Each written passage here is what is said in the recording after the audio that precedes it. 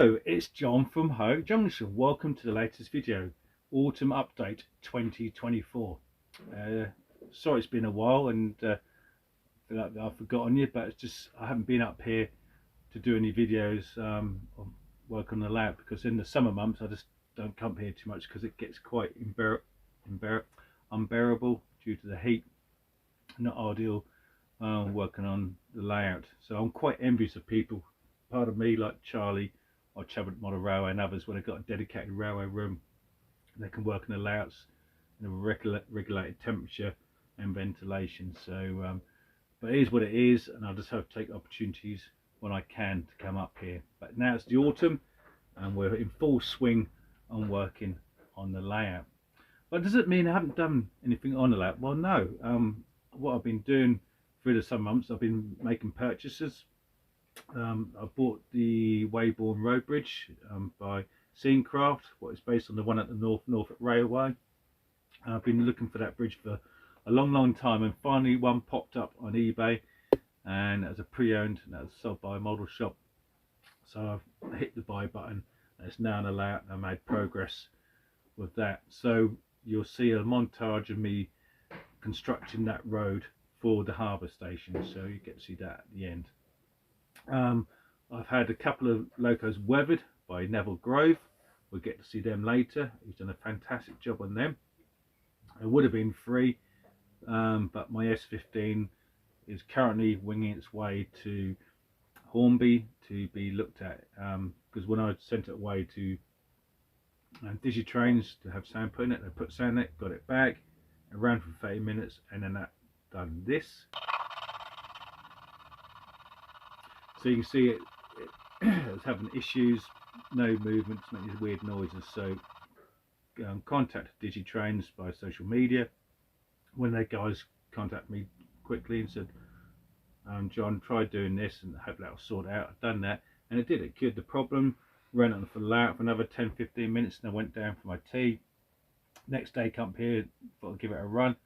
20 minutes later, same issues again. So contacted Digitrains. They then told me to send it back to them, and I did.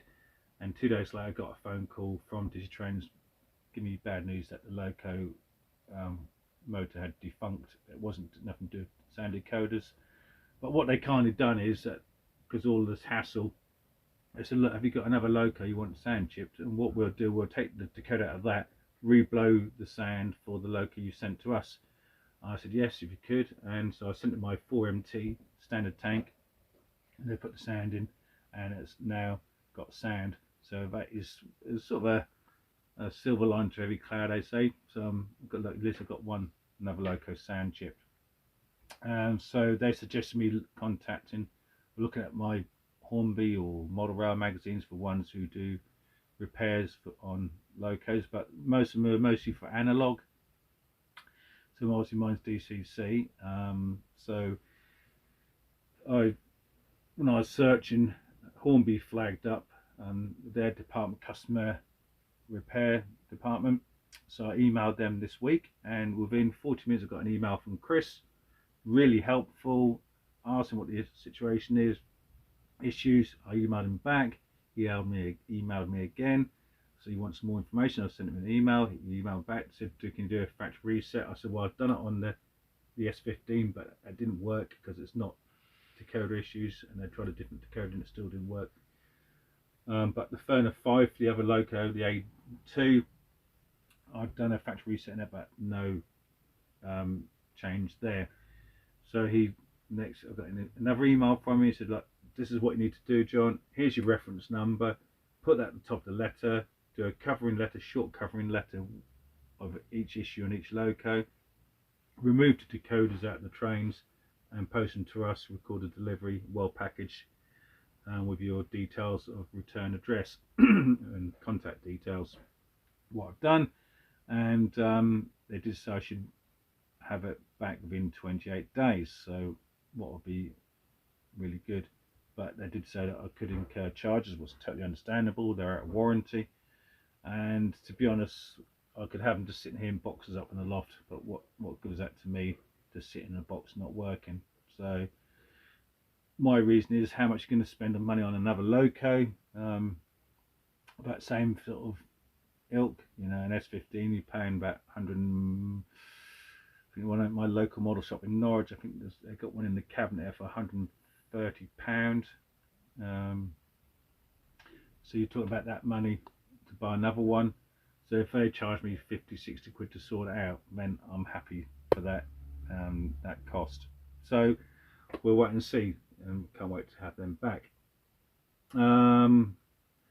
Also, we had a signal box I bought from TMC. That was reduced from £67 to £44.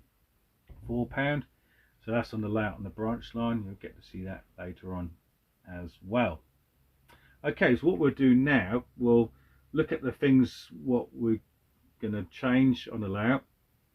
We'll look at the weathered locos, and then we'll look at the signal box. But finally, before we just go on to that, I just reminded myself recently it's that time of year, model shows kicking off again, and the circuit. So we went to Milton Keynes, the Get show, great electric train show, and as always was a good show.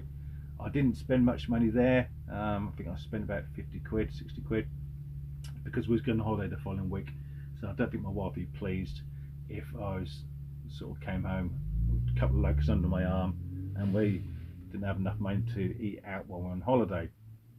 And then on the way back, when we got back, I mean, we went to Spalding Model Show up in Spalding. I've never been before, and will I go again? Yes, I think that's a good show. I like the venue, nice compact, plenty of space, lovely support by layouts, lovely support by trade stands. Excuse me, a bit of dust up here from cleaning up earlier. And good toilets, and tell you what they did have was a cracking cafeteria. Now they served sandwiches, bacon baps, sausage baps in the morning with or croissants, lovely coffee, lovely tea. But lunchtime you could have like a sandwich, sausage roll, a roast dinner, cottage pie, and I think they've done lasagna, and they've obviously done chips. So they had a good selection of food there. And if you've got wives or partners who not really into model railways or trawling around different trade stands as you try and look for your bargains, next door is a shopping precinct with different brand stores. Got a Nero Caf, so your wife can go off or partner could go off, do a bit of shopping, and then meet you back at the venue. Because what you can do, you can get your hand stamped when you go out, so it means you can get back in, so she can join you for a little while at the show, then she can go off and do what she wants to do, and comes back, meet for lunch or whatever. So so I recommend that. And for me, it's only like a 1 hour 20 minutes drive here from Norfolk. And when I was there, I bought one of these. It's a where's the box? It's a headband magnifier kit. It comes with 5 different lenses, magnification. So you stick it on your head like that. It's good for me because I do wear glasses all the time now, because my eyes are not that brilliant now, getting old. And also when you're wearing glasses, even when you want to look at stuff, details, find it's harder. So with this, it makes it much easier. Plus you have a little LED light. So now when you have, if you use dry brush or doing detail on this wagon here, you can see all the rivets. You can do fine detail, lettering or numbering. Or if you use painting figures and you want to get that detail on a face, or shadowing on someone's coat or jacket, then this will be ideal. And this was retailing, recommended retail price was £48, and I got it for £29.99.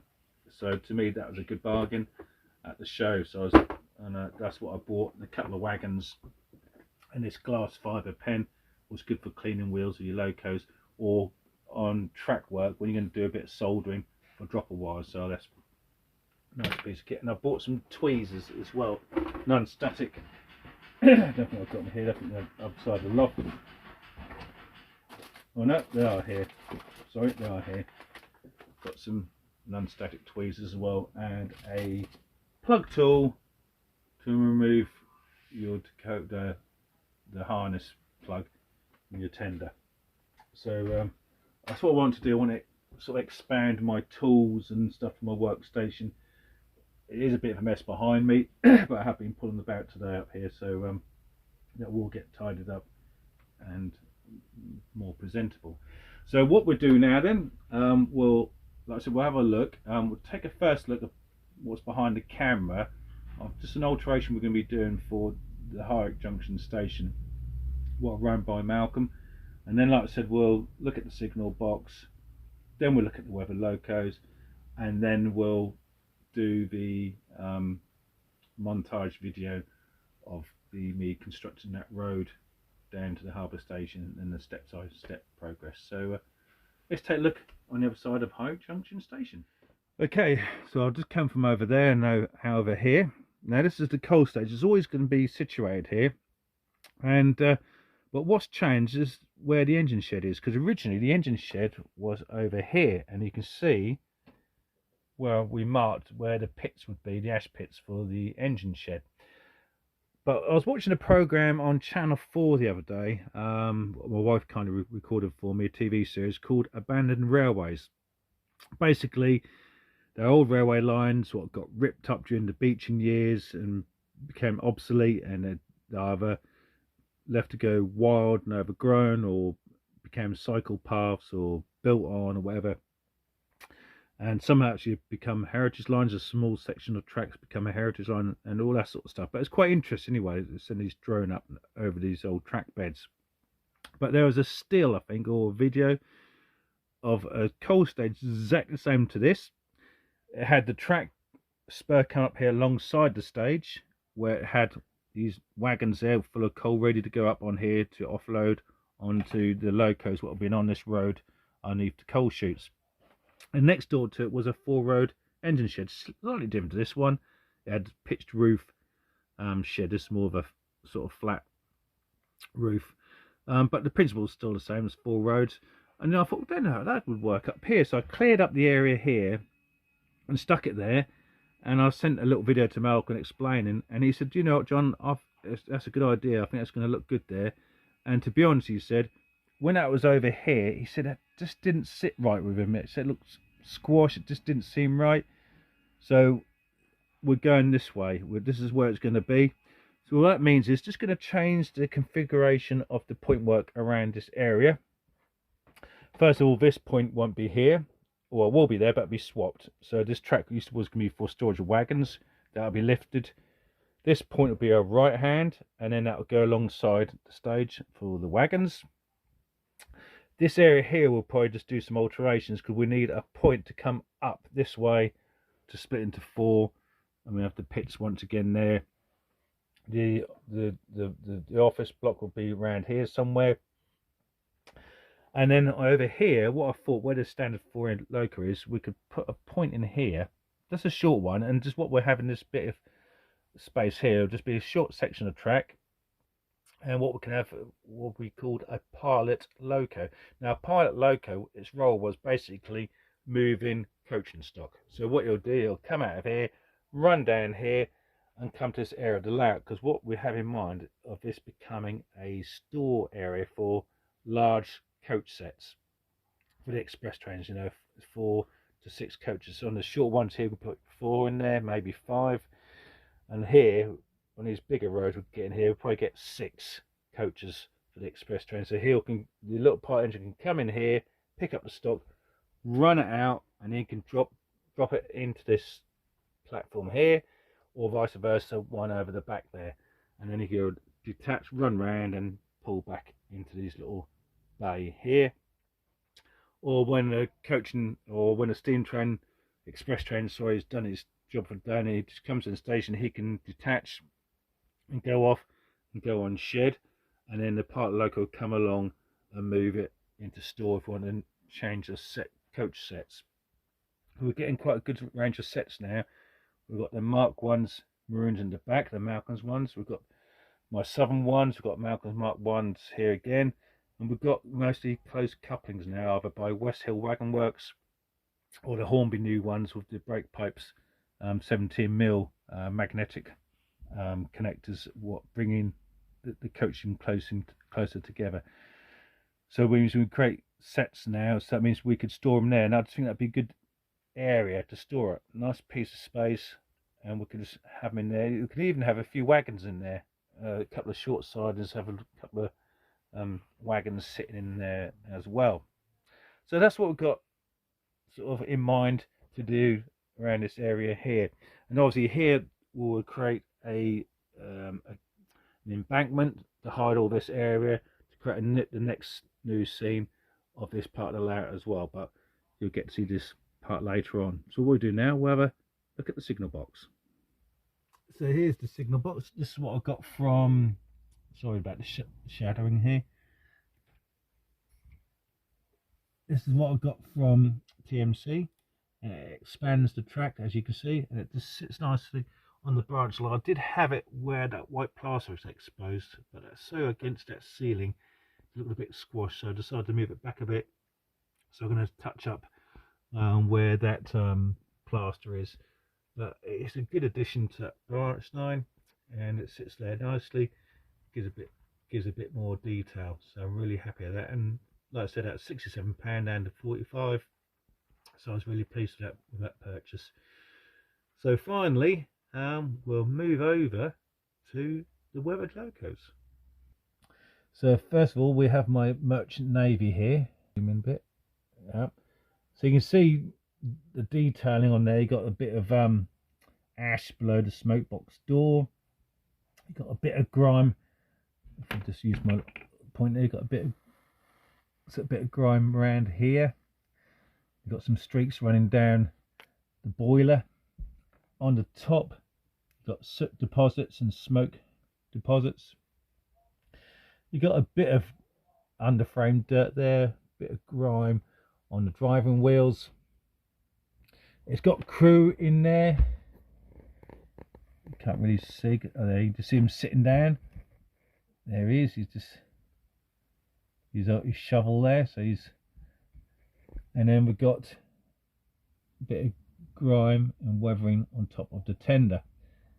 But this is what I wanted. This is done like give the effect of an oily rag. That's where you can see on the seams where the rivets on the boiler casing, there's dark streaks. Is basically just gone with an oily rag and just cleaned the most of the excess dirt off, but still left bit in the crevices.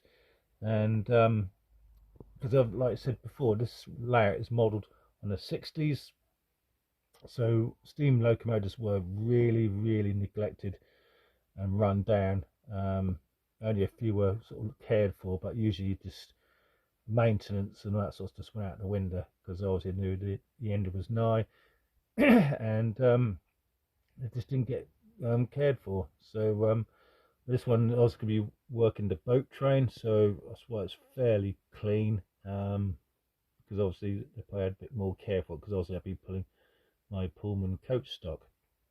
But I'm really pleased what Stephen has done on that loco. But you've seen this, you'd be really impressed what he's done with the Duchess. Just be warned though, this is heavily weathered. Now here we are, this is the Duchess, and you can see the detail of weathering again. There's dirt on the where the water goes in on the tender. You've got build up soot on the back and a lot of underframe dirt, a lot of grime on the underframes. The tender's looking quite grubby. And you got a crew, there the driver, you've got the fireman hanging out the window, the cab window. The number's clear. They used to do that, you know, with the running numbers, used to just get a rag on that and keep that clear so they could see that, but the rest of the loco is really run down. You can see the top of the boiler, grime, soot, muck, filth, even the nameplate starting to get cop it a bit with the grime. The driving wheels, the underframe, rusting, grimy. Steam chest, a bit of oil and dirt on there. Pull this back a bit. Got a bit of ash again below the smoke box door. but you see that's really grimy. But I'm really pleased with the finish of that loco. And he did say if I was happy with it before he sent it away back to me. So if I wasn't happy, he would have done alterations to it. But what I saw from the photographs he sent to me, I thought, no, that's job well done, Steve. Please leave it. And it just adds more detail on the layout and how things would have looked back then in the 60s. I know it's not everybody's cup of tea, but for me, I'm really happy how it's come about. That's the end of the video. So as always, thanks for watching. Please leave any comments below if there's any things you want to know about. Please give it a like, and we'll catch you again on the next video. But as I always say, stay safe, keep well, and most importantly, keep modelling. Catch you again soon. Okay, I've put the bridge in situ now. I've completed the road at the back. So we'll just have a look at that. So you can see the different colour they're shading there. Can't get my finger. Let's just bear with me. Just there is a line, and that's where this porcelain weighbridge bridge ends. And I created a little, I'll move that away, little section just in there, little piece of wood and a plywood on top.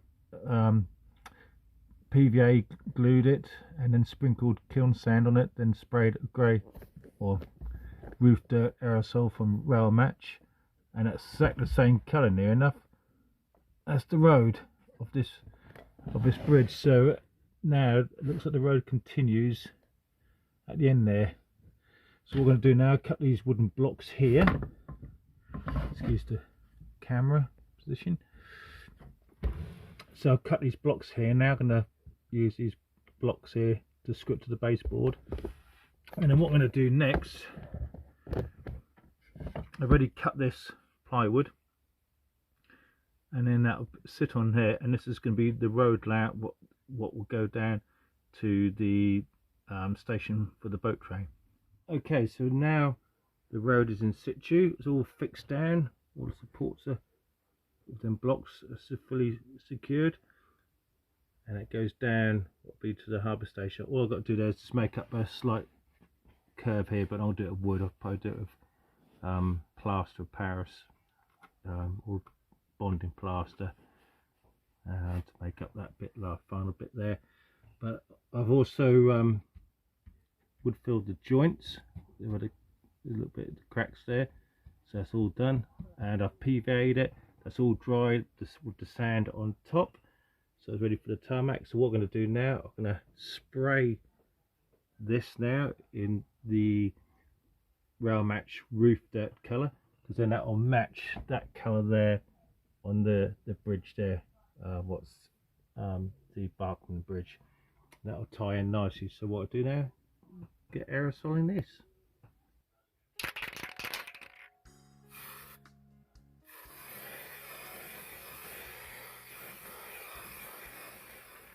So what I've done now, I've plastered using Mod Rock bandage, so it's all gone off now, it's all hard and dry. So what I'm going to do now, I've got a white plaster solution, so I'm going to give a thin coat over that to cover any of the webbing stuff that's exposed, and make it more smooth, and just build up some of the ridges on the cutting hillside here.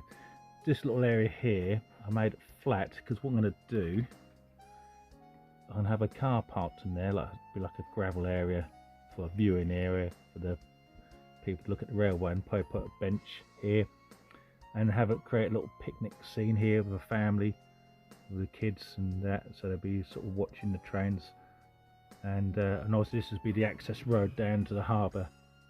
So so once I've done the plastering, haven't done this side yet, because obviously I've got to do the platform, and just want to see what space is available, so the platform will be down first, and then I can build the cutting on this. All the plaster brushed on, so we'll wait that for it to dry, and then that'll be painting it with a light brown base coat.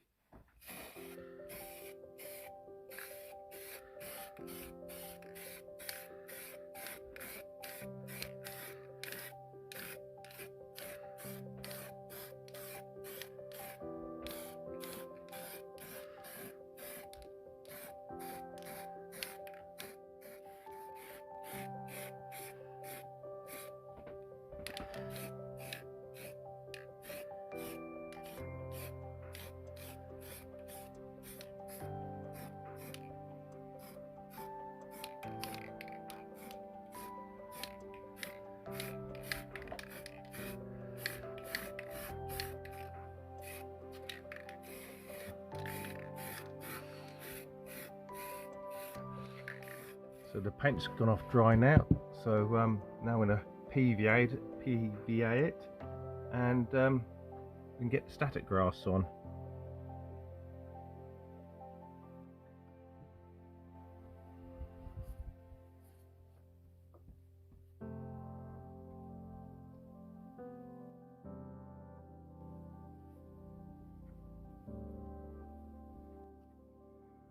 Right, so it's all PVA'd now, so what I'm going to do now, I'm going to put a 2mm grass on, because I always start with a base